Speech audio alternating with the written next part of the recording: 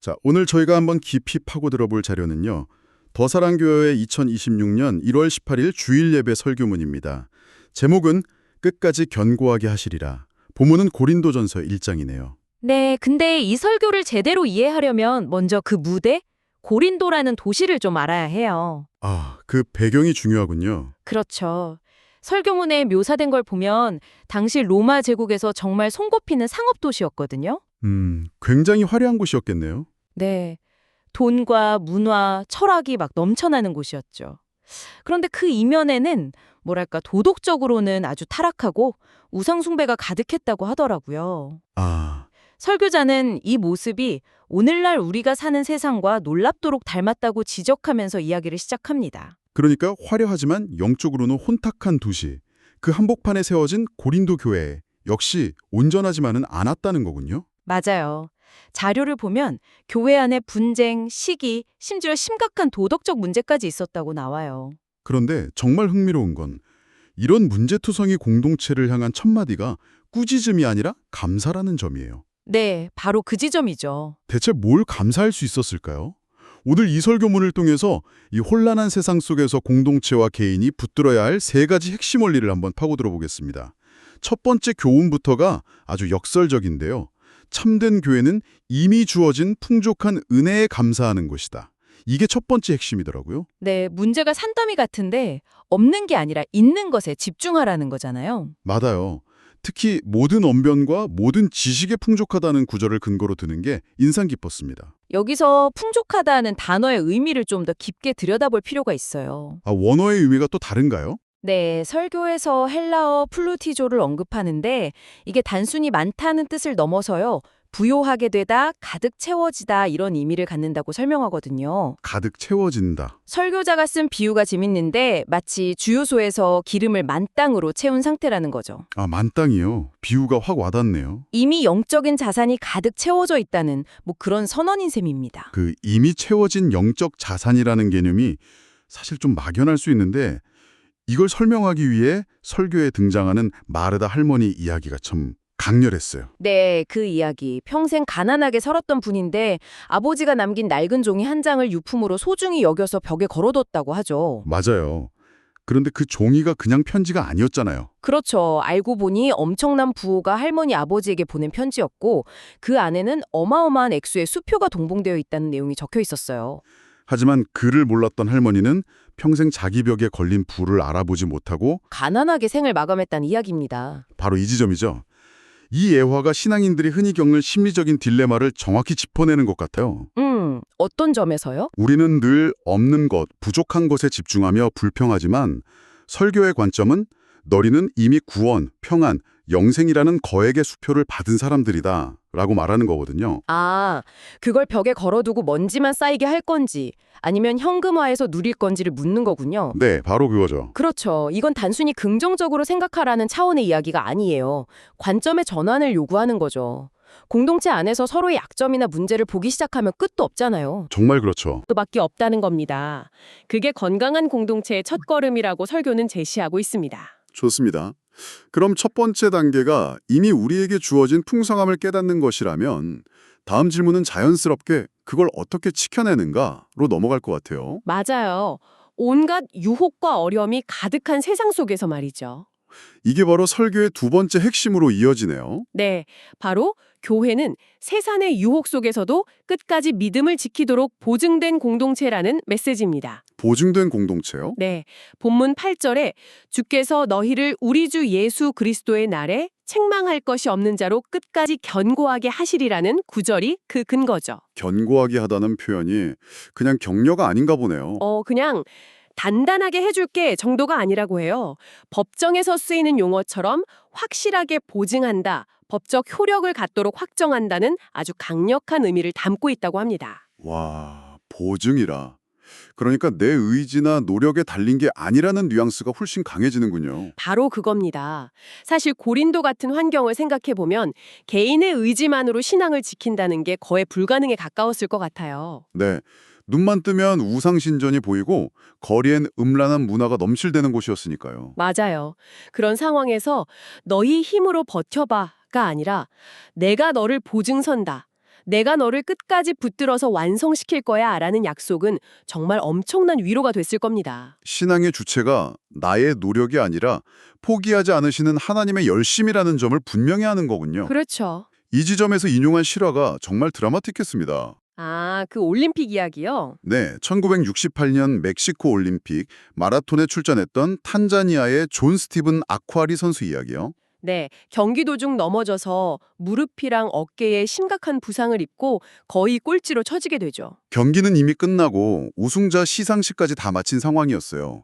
관중도 대부분 떠나고 경기장 조명이 하나둘 꺼지고 있었는데 그때 피를 흘리면서 절룩거리는 한 선수가 트랙으로 들어온 겁니다. 바로 아쿠아리 선수였죠? 그는 고통을 참으면서 홀로 마지막 바퀴를 돌아 결승선을 통과합니다. 기자들이 몰려와서 물었죠. 왜 포기하지 않았습니까? 그때 그가 남긴 대답이 이 설교의 두 번째 교훈을 관통하는 것 같아요. 네, 내 조국은 나를 이곳에 경주를 시작하라고 보낸 것이 아닙니다.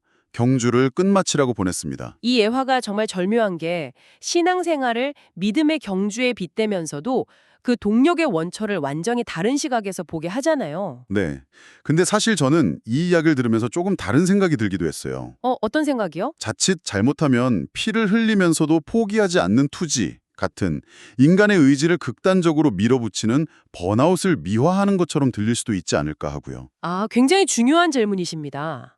설교의 핵심은 바로 그 오해를 뒤집는 데 있어요. 아, 그런가요? 네.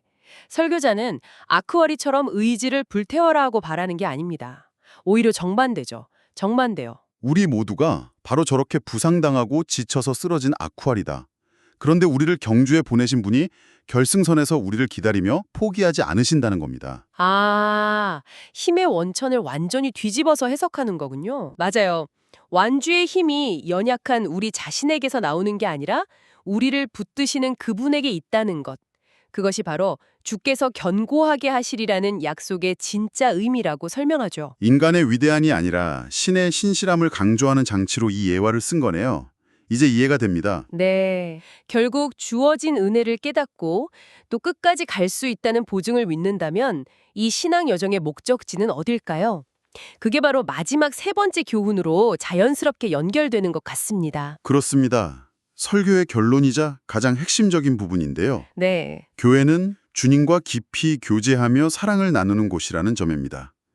9절에 나오는 너희를 불러 그의 아들 예수 그리스도 우리 주와 더불어 교제하게 하시는 하나님은 미쁘시도다 라는 구절의 모든 게 담겨 있죠. 여기서도 교제라는 단어가 핵심 키워드로 등장하네요. 네, 원어로는 코이노니아인데 설교문은 이 단어가 우리가 생각하는 친목이나 교류와는 차원이 다른 개념이라고 강조해요. 차원이 다르다고요? 네, 단순히 차 마시며 대화하는 수준이 아니라 생명과 마음, 운명을 함께 나누는 깊은 연합, 파트너십을 의미한다는 거죠. 아, 운명을 함께 나누는 관계. 이건 정말 오늘날의 관계 맺기 방식과는 뭐랄까 정반대에 있는 아주 급진적인 생각이에요.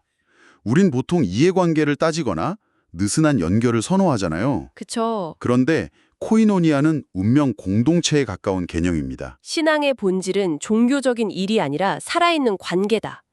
설교의 이 문장이 굉장히 날카롭게 다가왔습니다. 네, 주님과의 이 코이노니아가 메마르면 우리의 모든 신앙 행위들, 예를 들어 봉사나 예배 같은 것들이 결국 의미 없는 노동이나 형식으로 전락할 수 있다는 지적이었죠. 맞습니다. 그래서 마지막 예화가 더 깊은 울림을 주는데요. 알츠하이머에 걸린 남편을 돌보는 아내의 이야기입니다. 아, 네, 그 이야기. 남편은 기억을 모두 잃고 아내조차 알아보지 못하게 됐어요. 그런데도 아내는 매일같이 남편을 찾아와 곁을 지킵니다. 그걸 지켜보던 한 간호사가 안타까워서 물었죠. 할머니, 할아버지는 이제 할머니를 알아보지도 못하는데 왜 매일 이렇게 힘들게 오세요? 그때 할머니가 온화한 미소를 지으면서 대답한 그 한마디. 이 설교 전체를 요약하는 말 같았어요. 맞아요. 그 사람은 나를 알아보지 못합니다. 하지만 나는 아직 그 사람이 누구인지 알아요. 네. 이 대답 속에 조건 없는 사랑의 본질이 담겨 있죠. 상대방의 반응이나 상태에 따라 변하는 사랑이 아니라 내 약속과 기억에 기반한 신실한 사랑. 아, 설교는 바로 이것이 미쁘신, 즉 신실하신 하나님의 사랑이라고 말합니다. 우리가 때로 하나님을 잊고 세상에 취해서 주님을 알아보지 못하는 것처럼 살아갈 때에도 하나님은 변함없이 우리를 찾아와 관계 맺기를 원하신다는 거군요. 네. 자신을 알아보지 못하는 남편의 손을 놓지 않는 아내처럼요. 결국 교회라는 공동체는 세상의 시끄러운 소리를 잠시 멈추고 바로 그 하나님의 음성을 들으며 깊은 사귐, 코이노니아를 나누는 곳이어야 한다는 결론에 이르게 되는군요. 그렇죠.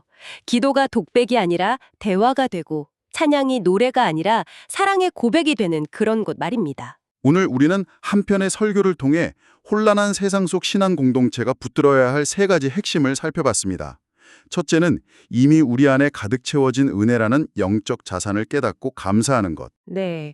그리고 둘째는 우리의 연약함에도 불구하고 우리를 끝까지 완성시키실 거라는 하나님의 보증을 신뢰하는 것이었고요. 그리고 마지막으로 그 모든 여정의 목적은 결국 일이나 업적이 아니라 코이노니아로 표현되는 깊고 친밀한 관계에 있다는 것이었습니다. 이 모든 것의 기초에는 결국 하나님은 미쁘시다, 즉 변함없이 신실하시다는 믿음이 단단하게 자리 잡고 있었네요. 맞아요. 문제투성이었던 고린도 교회를 향해서도 바울이 절망이 아닌 감사로 편지를 시작할 수 있었던 이유이기도 하고요. 네, 그렇습니다. 이 설교는 처음부터 끝까지 신앙의 핵심을 의무나 행위가 아닌 관계의 문제로 환원시키고 있습니다. 그래서 마지막으로 이런 질문을 던져보고 싶네요. 네. 만약 여러분의 삶에서 가장 중요하게 여기는 신념이나 공동체 활동에서 봉사나 헌신, 회의 참석 같은 모든 해야 할 일들을 걷어낸다면 그 자리에 순수한 관계 그 자체는 얼마나 남아있을까요? 그 관계는 살아있는 대화인가요? 아니면 그저 정중한 침묵인가요? 한번 조용히 생각해 보시는 것도 좋겠습니다.